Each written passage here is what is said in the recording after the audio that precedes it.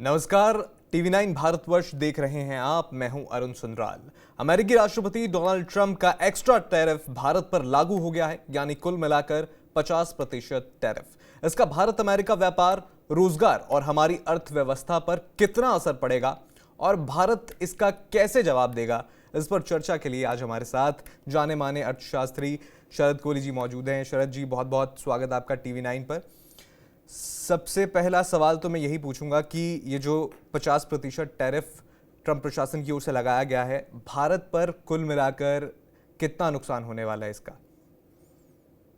नमस्कार अरुण, पहले आपको और टीवी 9 डिजिटल, टीवी 9 ऑनलाइन जो भी हमें देख रहा है, आपके फॉलोअर, सब्सक्राइबर, व्यूअर्स को मेरा अभिनंदन। देखिए, एक टेम्परेरी बम्प तो जरूर आएगा, हम इससे इनकार नहीं कर सकते हैं क्योंकि करीब करीब 45 से 50 बिलियन डॉलर का एक्सपोर्ट प्रभावित होने वाला है। वो एक्सपोर्ट हमारा वहां पर, ऐसा नहीं कि हम एक्सपोर्ट नहीं कर सकते हैं, पर ट्रंप साहब ने ऐसी हरकत करी है कि एज गुड एज यही कहना है कि भैया सामान मत भेजो, अगर मैं आसान भाषा में कहूं। क्यों?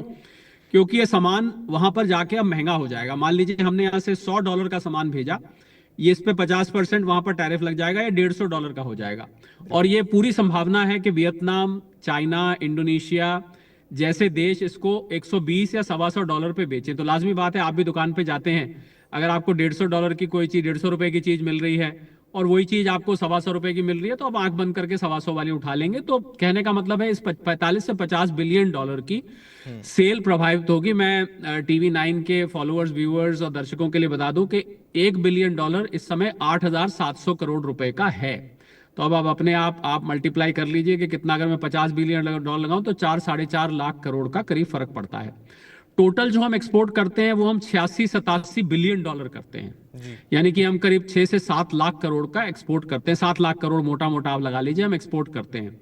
तो इसमें से जो बाकी का, आप ये सोचेंगे कि बाकी का क्यों नहीं प्रभावित हो रहा है, क्योंकि तो ट्रंप एडमिनिस्ट्रेशन बहुत बहुत चालाक है।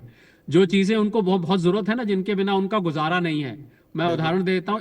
एपीआईज कहते हैं जिसको, एक्टिव फार्मास्यूटिकल इंग्रेडिएंट्स कहते हैं, जिसको हम जेनेरिक ड्रग्स भी कहते हैं। आप यहाँ पर देखा होगा आपने, माइसिन करके ड्रग्स होते हैं जो आप बुखार के लिए, इन्फेक्शन के लिए इस्तेमाल करते हैं। वो उनको चाहिए क्योंकि अमेरिका का मेडी एड, मेडिकेयर प्रोग्राम वहाँ सरकार चलाती है।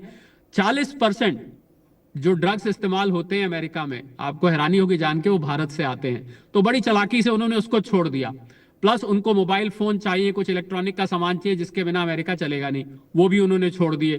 कुछ इसमें थोड़े से स्टील एल्युमिनियम के आइटम भी हैं जो उन्होंने फिलहाल छोड़ रखे हैं। कहने का मतलब वो चीज छोड़ दी है जिसके बिना उनका गुजारा नहीं है, और उस चीज पे लगा दिया है जो उनको दूसरी जगह से भी वो ले सकते हैं। तो वो कौन से सेक्टर्स हैं इंडिया के जो इससे प्रभावित होने वाले हैं? बिल्कुल, मैं उसी पे आ रहा था। तो अगर हम लें तो सबसे ऊपर मैं लिस्ट में रखूंगा जेम्स एंड ज्वेलरी और टेक्सटाइल्स को। सूरत में बहुत बड़ी सोने की और हीरों की खासकर मार्केट है, और अमेरिका की बहुत बड़ी मार्केट, करीब करीब 30% अमेरिका की ज्वेलरी मार्केट भारत से पूरी उसकी पूरित होती थी। वो भारत से, सूरत से खासकर जाता था, और भी जगह से जाता है पर मुख्यतः सूरत से जाता था। तो जेम्स एंड ज्वेलरी हो गई, टेक्सटाइल्स हो गया। आपको मैं उदाहरण दूं तो तिरुपुर एक जगह है तमिलनाडु में, वहां पर, वहीं से केवल अमेरिका को 12,000 करोड़ रुपए का एक्सपोर्ट होता है, और 1.5 लाख लोग उस इंडस्ट्री से जुड़े हुए हैं। उसमें ज्यादातर महिलाएं हैं।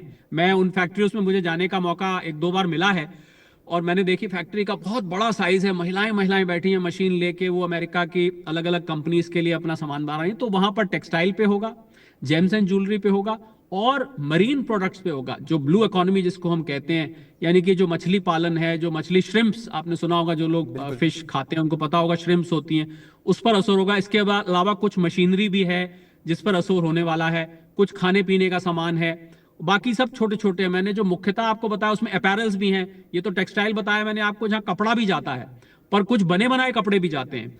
तो textile, apparel, James and jewellery, ये मुख्यतः आइटम है। फार्मास्यूटिकल को जैसा मैंने कहा उन्होंने छोड़ दिया, बाकी आइटम की फेहरिस्त तो बहुत लंबी है, पर मेनली ये 3 चीजें प्रभावित हो रही हैं।